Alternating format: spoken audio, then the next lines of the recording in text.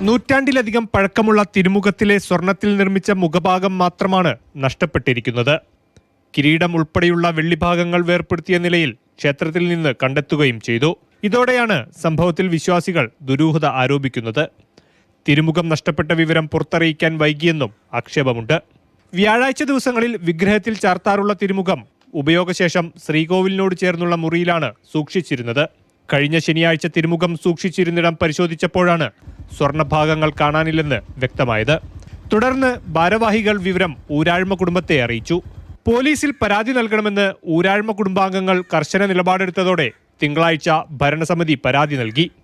പിന്നാലെ scientific investigation ടീമും പോലീസും സ്ഥലത്തെത്തി വിശദമായ പരിശോധന നടത്തി. പുറത്തുനിന്നുള്ളയാൾ കയറിയതിന്റെ ലക്ഷണങ്ങളൊന്നും ക്ഷേത്രത്തിൽ ഇല്ലെന്നാണ് പോലീസ് പറയുന്നത്. ക്ഷേത്ര ഭാരവാഹികളിൽ നിന്നും ജീവനക്കാരിൽ നിന്നും അന്വേഷണ സംഘം മൊഴിയെടുത്തിട്ടുണ്ട്. മാതൃഭൂമി ന്യൂസ്, കൊച്ചി.